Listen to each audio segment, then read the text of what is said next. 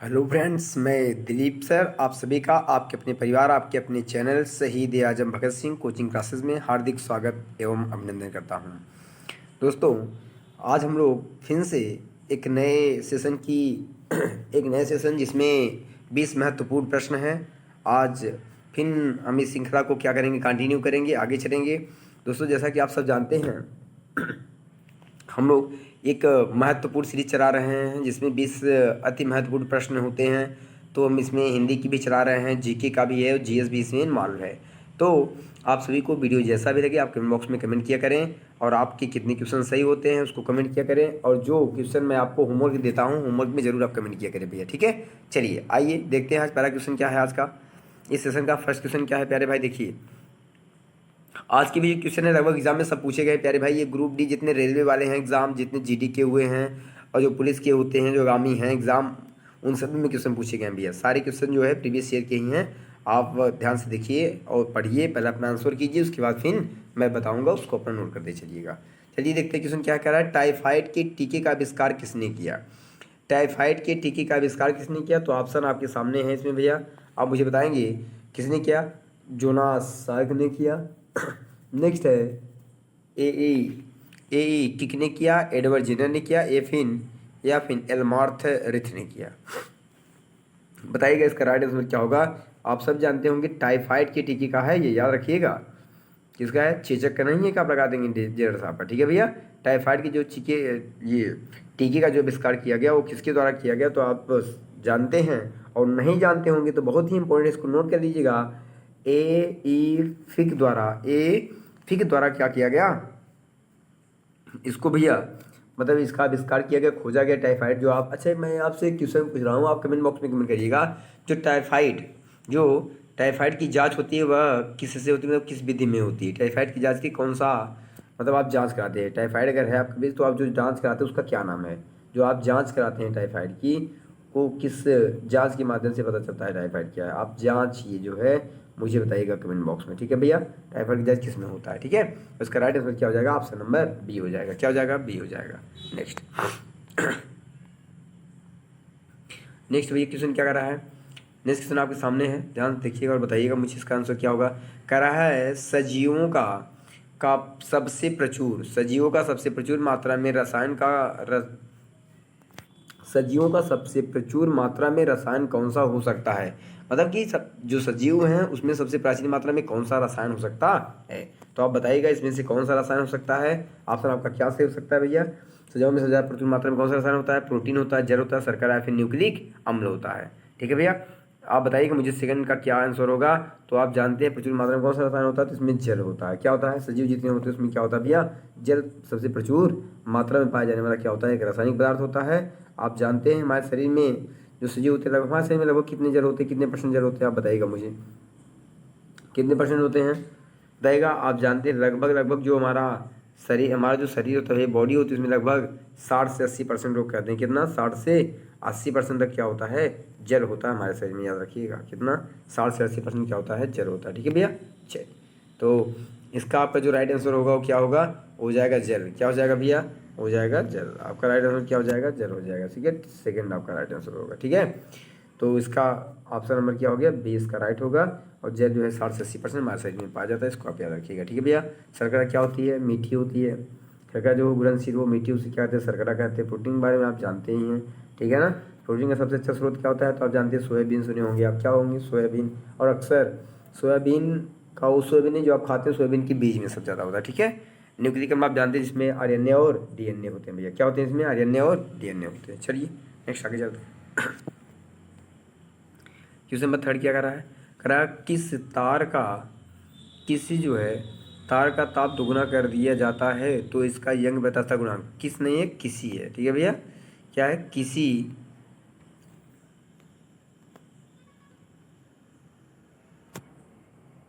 ये किसी है, क्या है ये किसी है, ठीक है। किसी तार का जो ताप है, ठीक है भैया, किसी तार का ताप दुगना कर दिया जाता है तो इसका यंग प्रत्यास्थता गुणांक क्या हो जाएगा? बता दीजिए। यदि किसी तार को हम क्या कर देते हैं, उसके ताप को बढ़ा देते हैं तो उसका यंग प्रत्याशा गुणांक क्या हो जाएगा? तो ऑप्शन थर्ड का जो राइट आंसर हो जाएगा वो क्या हो जाएगा? घट जाएगा। क्या हो जाएगा? घट जाएगा। Option number D for director आप याद रखिएगा, ठीक है भैया। चलिए, किसी तार का ताप जो है दुगुना कर दिया जाए तो इसका यंग प्रत्याशा जो गुणांक है वो क्या हो जाएगा? घट जाएगा प्यारे भाई। क्या हो जाएगा? घट जाएगा। चलिए नेक्स्ट क्वेश्चन आपके सामने क्वेश्चन नंबर 4 देखिए क्या कह रहा है। क्वेश्चन नंबर 4 कह रहा है जब अधिक ऊंचाई पर वायुयान से आकाश को देखा जाता है तो वह दिखता है। जब आप बहुत अधिक ऊंचाई पर चले जाइए, ऊपर चले जाइए, ठीक है ना, वायुयान में आप बैठे हैं, ऊंचाई पर चले जाइए तो वायुयान से आकाश को देखिए, नीचे नहीं देखना, आकाश को देखना है, ठीक है भैया। तो आकाश को देखेंगे तो आकाश किस रंग का दिखाई देगा, ये आपसे पूछा गया। देखिए यहाँ 2 प्रश्न होते हैं और दोनों एग्जाम में बहुत आते हैं, बच्चे बहुत कंफ्यूज हो जाते हैं, ठीक है। कह रहा है कि जब अगर हम वायुयान से मतलब कि ऊपर उड़ रहे हैं, अब आकाश को देखेंगे तो आकाश कैसा दिखाई देगा? तो आप जानते हैं आकाश उसमें आपको कैसा दिखाई देगा? तो काला दिखाई देगा। क्यों काला दिखाई देगा? क्योंकि वहाँ इसका राइट आंसर क्या हो जाएगा? बी हो जाएगा। काला इसलिए दिखाएगी क्योंकि वहाँ वायुमंडल नहीं है, इसलिए पूरे की पूरी वस्तु क्या हो जाएगी? काली दिखाई देगी। लेकिन अगर कभी एग्जाम पूछे, अगर आप वो वायुयान से जा रहे हो, अगर आप नीचे देखें तब कैसे दिखाई देगा? तो उसमें आपको कैसा दिखाई देगा? नीला दिखाई देगा, क्योंकि पृथ्वी की चारों तरफ क्या है बताइए भैया? जल है से नीचा। अगर नीचे देखेंगे तो नीला, ऊपर देखेंगे तो क्या हो जाएगा? काला दिखाई देगा। इसका राइट आंसर क्या हो जाएगा? बी हो जाएगा, ठीक है भैया। चलिए नेक्स्ट क्वेश्चन चलते हैं। क्वेश्चन नंबर 5 क्या कर रहा है देखिए। कह रहा है कौन विषाणु जनित रोग नहीं है? विषाणु तो समझते हैं ना, बताइए। बैक्टीरिया होता है, जीवाणु, और वायरस होता है विषाणु। तो मतलब वायरस से होने वाला रोग कौन सा नहीं है आपको बताना है। आप बताइएगा मुझे। 5 का जो राइट आंसर होगा वो क्या हो जाएगा प्यारे भाई? 5 का राइट आंसर क्या हो जाएगा? तो ये जाएगा वीवियो जो होता है। कौन होता है? वीवियो कार्रा जो होता है वह क्या है? इससे नहीं होता है। बाकी जो वेरिसेला होता है, कौन होता है? वेरिसेला होता है। कौन होता है भैया? वेरिसेला होता है, रूबला होता है, या फिर वेरियोला होता है। ये सब क्या होते हैं? वे विषाणु जनित रोग हैं। और जो ये वीवियो कार्रा है, ये क्या होता है? कार्रा आप सब जानते होंगे ना। तो ये जो होता है डेफार डायरेक्टर, ये जो होता है किससे होता है भैया? ये वायरस से नहीं होता, बाकी सब वायरस से होते हैं, ठीक है। अभी हम सभी बीमारियों के बारे में डिस्कशन करेंगे आगे, अभी जो हम लोग थ्योरी क्लास से कराएंगे। आप चैनल को सब्सक्राइब कर लीजिए, अपने दोस्तों में बताइए, सबको सब्सक्राइब करा दीजिए भैया, सब लोग सब्सक्राइब करिए। जो पिट के आगामी एग्जाम होने वाले हैं, हम लोग ऑफलाइन में मैंने जितना आपको पढ़ाया था जीएस का, सारे के सारे पोर्शन जीएस में टोटल फंसे थे। इस बार तो हिंदी भी बता रहे हैं, जितना मैं हिंदी बता रहा हूँ आप उसको पढ़ते जाइएगा, उस सब फंसेगा भैया, ठीक है। अभी धीरे धीरे अभी आप निश्चिंत रहे, फिर धीरे धीरे मैं चैप्टर वाइज भी टेस्ट रहा हूँ, जीएस में भी और हिंदी में भी चैप्टर वाइज पूरा बढ़िया से एकदम पोस्टमार्टम करते हुए। और पूरे चैप्टर वाइज टेस्ट मैं आपको करा दूंगा, चाहे आप पेड दीजिए या दुनिया का कोई भी एग्जाम दीजिए, जीएस और हिंदी में आपको कोई क्वेश्चन गलत नहीं होगा। फिर धीरे धीरे अभी हम लोग आप लोग अपना अगर इसने प्यार इसी तरह बनाए रखें तो धीरे धीरे फिर रीजनिंग की टीचर, मैथ की टीचर, सभी टीचर का जो क्वेश्चन है उसका सोल्यूशन हम लोग करवाएंगे धीरे धीरे, ठीक है भैया। चलिए नेक्स्ट आते हैं, देखते हैं क्वेश्चन नंबर 6 क्या कर रहा है। कह रहा है कंप्यूटर में प्रयुक्त है ऐसी चिप बनी होती है। देखिए ये कितनी बार पेपर में पूछा गया है बताइए, इसकी कोई सीमा नहीं, इतनी बार पेपर में पूछा गया है ये कि जो कंप्यूटर में जो चिप होती है, ऐसी जो चिप होती है वो किसकी बनी होती है बता दीजिए। सबको पता होगा। ऑप्शन है क्रोमियम की, आयरन ऑक्साइड की, सिलिका की, या फिर सिलिकॉन की होती है। क्या होती है? सिलिकॉन की होती है। आप मुझे बताइएगा इसका जो राइट आंसर होगा वो क्या हो जाएगा? इसका राइट आंसर हो जाएगा डिफर डायरेक्टर। क्या हो जाएगा? डिफर डायरेक्टर हो जाएगा। देखिए एक सिलिका है, सिलिका दूसरा भैया, और ये सिलिकॉन है। क्या है ये? सिलिकॉन है। ये सिलिका धातु होती है, ये सिलिका की नहीं, ये सिलिकॉन की बनी होती है। इसलिए आप याद रखिएगा, सिलिका ना लगा दीजिएगा, ठीक है भैया। चलिए नेक्स्ट क्वेश्चन पे चलते हैं। इसका राइट आंसर क्या हो जाएगा? सिलिकॉन हो जाएगा। क्या हो जाएगा? सिलिकॉन, डी हो जाएगा आंसर। नेक्स्ट कह रहा है वसा का पूर्ण, अब देखिए आपको दिखाई दे रहे हैं चारों ऑप्शन। कह रहा है वसा का पूर्ण रूपेण पाचन कहाँ होता है। देखिए फैट पूछ रहा है। वसा का अगर आप अंग्रेजी में क्या कहते हैं? फैट कहते हैं। क्या कहते हैं? फैट। तो फैट का पूर्ण रूपेण मतलब पूर्ण रूप से जो पाचन हो जाता है वो कहाँ हो जाता है वसा का? आप मुझे बता दीजिएगा वसा का पूर्ण रूप से पाचन कहाँ होता है। तो बताइए मुख में होता है, अमाशय में होता है। क्या हुआ? अमाशय में होता है। अमाशय लिखिए, कोई बात नहीं, आप इसको समझ लीजिएगा। अमाशय होता है। क्या होता है? अमाशय। क्या होता है भैया इसका आंसर? मतलब ये वाला जो शुद्ध होता है वो होता है अमाशय। क्या होता है? अमाशय। मिस हो जाता है टाइपिंग करने में। चलिए मुख में, अमाशय में, या फिर क्षुद्रांत में या फिर बृहदांश में? तो बताइएगा कहाँ होता है सबसे ज़्यादा भैया? तो जो आप क्षुद्रांत देख रहे हैं, क्या देख रहे हैं, क्षुद्रांत देख रहे हैं, इसमें क्या होता है, वसा का पूर्ण रूपेण क्या हो जाता है, पाचन हो जाता है। ऑप्शन इसका क्या होगा, सी होगा। क्या हो जाएगा भैया प्यारे भाई, इसका राइट ऑप्शन क्या हो जाएगा, सी हो जाएगा। क्या हो जाएगा, सी हो जाएगा। ठीक है भैया, सी फॉर कैट। हाँ चलिए नेक्स्ट क्वेश्चन, क्वेश्चन नंबर 8 अब देखते हैं हम लोग क्या कर रहा है। क्वेश्चन नंबर 8 कह रहा है, एक रासायनिक अपक्रिया में किसकी भागीदारी रहती है? जब कोई रासायनिक अपक्रिया कराई जाती है उसमें किसकी भागीदारी रहती है? आप बताइएगा भागीदारी किसकी होती है भैया? इलेक्ट्रॉन की होती है, प्रोटॉन की होती है, न्यूट्रॉन की होती है या नाभिक की होती है? तो बताइएगा। आप जानते हैं, बहुत बार आप सुने भी होंगे, कभी आप क्रिया कराए होंगे तो आप जानते हैं। तो उसमें इलेक्ट्रॉन जो होता है, कौन होता है, इलेक्ट्रॉन जो होता है उसी की क्या होती है, भागीदारी, उसी का आदान और प्रदान किया जाता है। तो इसका जो राइट आंसर होगा प्यारे भाई वो क्या हो जाएगा, इलेक्ट्रॉन हो जाएगा। इलेक्ट्रॉन मतलब आंसर क्या हो जाएगा, ए हो जाएगा। क्या हो जाएगा आंसर, ए हो जाएगा। ठीक है भैया, चलिए नेक्स्ट क्वेश्चन में चलते हैं। क्वेश्चन नंबर 9 कह रहा है, हृदय स्पंदन से कितना शोर उत्पन्न होता है? आप जानते हैं जो हमारा हार्ट बीट होता है, क्या होता है, हार्ट बीट जो हृदय है जो धड़कता है वो कह रहा है कि कितना होता है प्यारे भाई। तो जो हार्ट बीट आप सब जानते हैं कितना डेसिबल होता है, पूछा गया। क्या हुआ, कितना डेसिबल होता है? तो आप सब जानते होंगे हमारा जो हृदय बताइए हमारे आपके अंदर है, लेकिन धड़कता है कि हमको आपको पता नहीं चलता है। जब हम धीरे धीरे बहुत मतलब रुक के सुनते हैं या हार्ट पे हाथ रखते हैं या फिर कभी ऐसे स्थान हाथ रखते हैं जहाँ वो पंपिंग होती रहती है, तभी हमको पता चलता है। नहीं तो सुनाई थोड़ी देता है ऐसे हमेशा धक धक धक धक करता रहता है, ऐसी कोई बात नहीं है। इसलिए कितना होता होगा जो इस तरह सुनाई देता है? तो प्यारे भाई आप जानते हैं 35 डेसिबल तो बहुत हो जाएगा। ठीक है भैया, 180 150 तो आप समझ रहे हैं, डीजे उजे जो वायुयान की आवाज़ हो जाएगी। इसका मतलब सबसे कम एकदम यानी फुसफुस की आवाज़ कहते हैं, जैसे डरावनी आवाज़ें नहीं होती हैं उस तरह के लोग होते हैं। अवसरभ तरंगे इनको कहते हैं। कौन सी तरंगे, ये किसकी उदाहरण है, अवसरभ तरंग उदाहरण। तो ऑप्शन नंबर क्या हो जाएगा, ए इज राइट। क्या हो जाएगा, ए हो जाएगा जी। क्या हो जाएगा, ए फॉर अमेरिका जी। चलिए नेक्स्ट, चलिए आगे। कहते हैं गैस के रूप में पाए जाने वाले धातु की संख्या कितनी है? मतलब गैस के रूप में पाए जाते हैं लेकिन वो क्या हैं, धातु हैं, इनकी संख्या कितनी है बता दीजिए। गैस के रूप में पाए जाने वाले अधातु की संख्या कितनी है? मतलब वो अधातु है कि किस में पाए जाते हों, गैस में पाए जाते हों।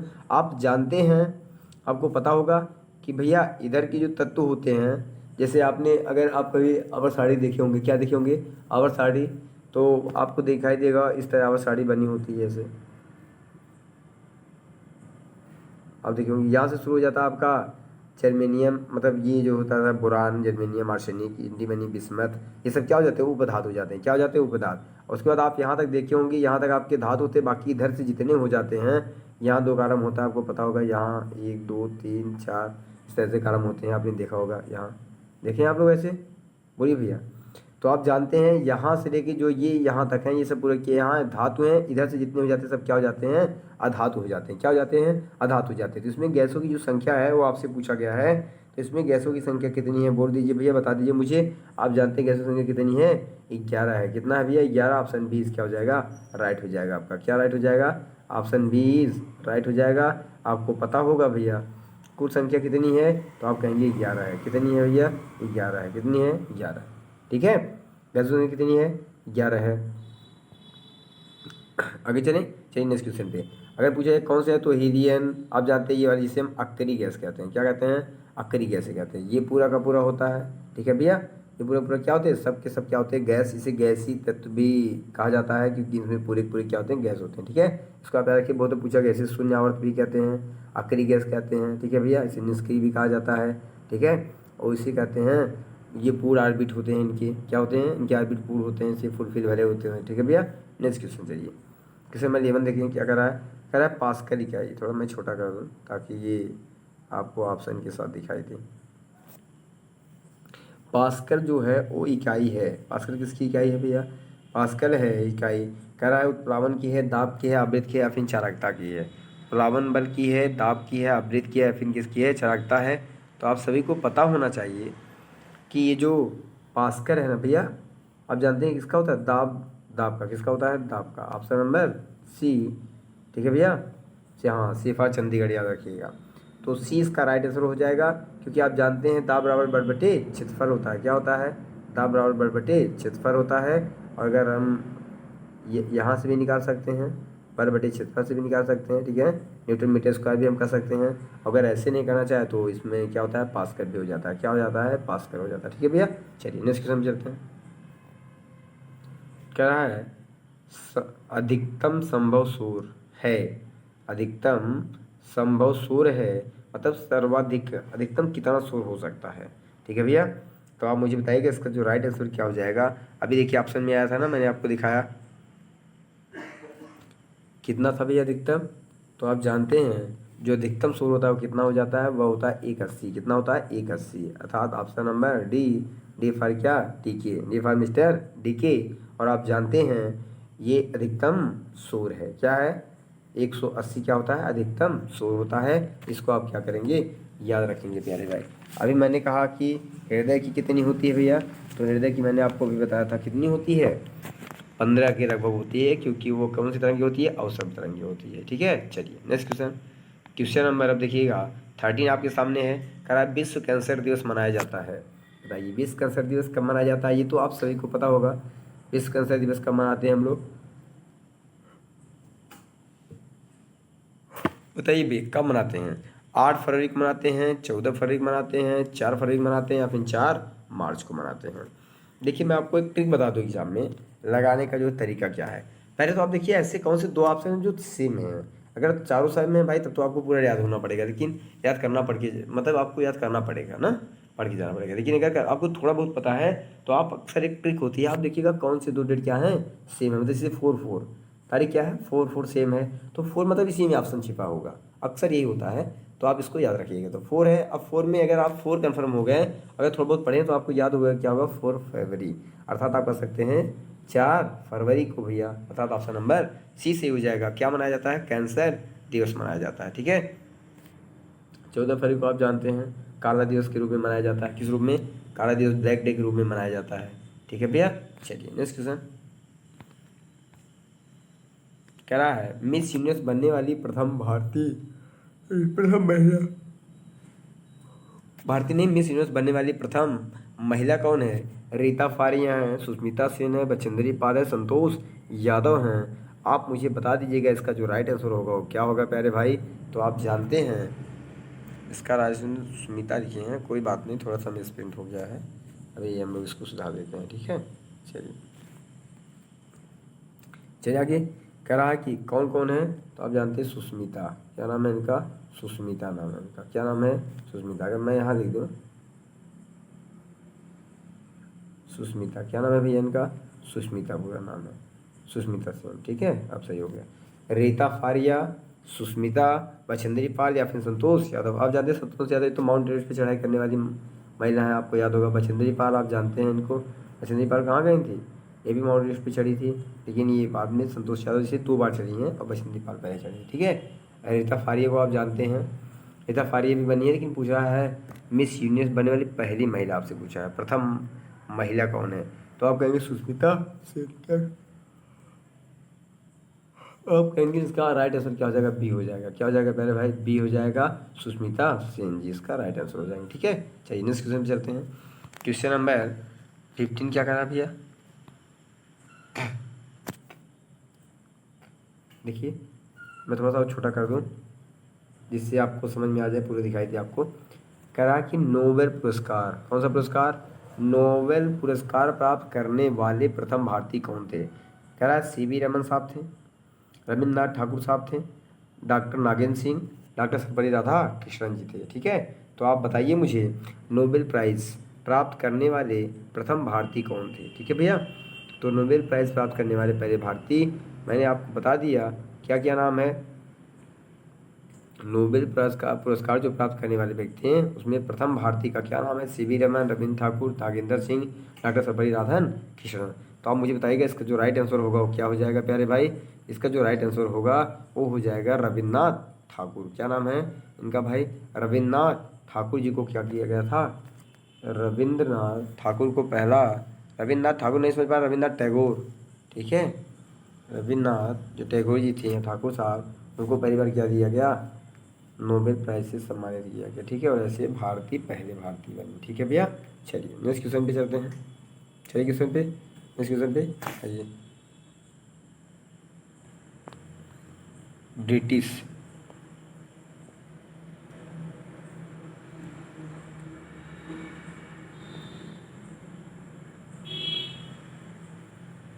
चलिए अब इसको देखिएगा, क्वेश्चन 16 को देखिए।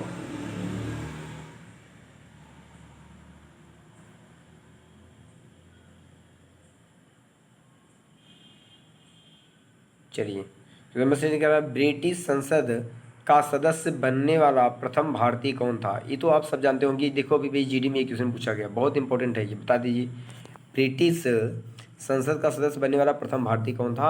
आपके सामने ऑप्शन है सत्येंद्रनाथ टैगोर, क्या नाम है, सत्येंद्रनाथ टैगोर, सुकुमार सेन, विनोबा भावे और दादा भाई नौरोजी। तो आप जाते हैं ब्रिटिश संसद में, कहाँ, ब्रिटिश संसद में जाकर, और वहाँ का सदस्य बनने वाला जो पहले भारतीय थे भाई साहब, वो उनका क्या नाम है, Dadabhai Naoroji. Day for Mister D K आपका राइट आंसर हो जाएगा। ठीक है, सत्येंद्रनाथ टैगोर आप जानते हैं भारत के पहले ICS अधिकारी थे। सुकुमार सेन आप जानते हैं चुनाव आयुक्त थे पहले। विनोबा भावे जिन्होंने महाराष्ट्र में फनवार आश्रम की क्या की थी, स्थापना की थी। ठीक है भैया, ये सब आप याद रखेंगे। नेक्स्ट क्वेश्चन कह रहा है 17, देखिए क्या कह रहा है, कह रहा है विश्व का पहला धर्म कौन सा है। विश्व का जो है पहला धर्म वह कौन सा है। तो आप बताइएगा इस्लाम धर्म, ईसाई धर्म, सनातन धर्म और बौद्ध धर्म। ये कौन नहीं जानता है बताइए, इस क्वेश्चन को कौन नहीं जानता है। आप सबको पता होगा सबसे पुराना जो धर्म है वह कौन सा धर्म है। आप सब से अगर पूछा जाए तो आप सब पहले कहेंगे हिंदू धर्म। कौन सा धर्म, हिंदू धर्म जरूर कहेंगे आप लोग। लेकिन एक बात याद रखिएगा, हिंदू का कोई धर्म नहीं होता है, उस धर्म का क्या नाम है, सनातन धर्म, और यही है हिंदुओं का धर्म। और ये ऑप्शन नंबर सी, विश्व का जो सबसे पहला धर्म था वह कौन था, सनातन धर्म था, और ये ऑप्शन नंबर सी। ठीक है भैया, चलिए नेक्स्ट क्वेश्चन 18 पे आते हैं। क्वेश्चन क्या कह रहा है देखिए, कह रहा है संविधान निर्माण करने वाला प्रथम देश कौन सा है। मतलब किस देश में पहली बार संविधान का निर्माण किया गया। तो बताइए संविधान का निर्माण करने वाला पहला देश कौन सा है प्यारे भाई। तो पहला देश जो है ऑप्शन है USA, ब्रिटिश, जापान और रसिया। जापान और रसिया। तो आप मुझे बताइए कि इसका जो राइट आंसर होना चाहिए प्यारे भाई, क्या होना चाहिए। तो इसका जो राइट आंसर होगा, मतलब किस देश ने पहली बार क्या किया, संविधान को बनाया या संविधान का निर्माण किया। तो ऐसा करने वाला पहला देश जो है वह है USA। और आप जानते हैं सबसे छोटा भी है, कहते हैं ये सबसे छोटा है, सबसे ज़्यादा विस्तृत नहीं है, बहुत ज़्यादा वाला नहीं है, लेकिन संविधान यहाँ का कैसा है, लिखित है, लेकिन बहुत ज़्यादा विस्तृत नहीं है। ठीक है भैया, चलिए नेक्स्ट क्वेश्चन देखते हैं।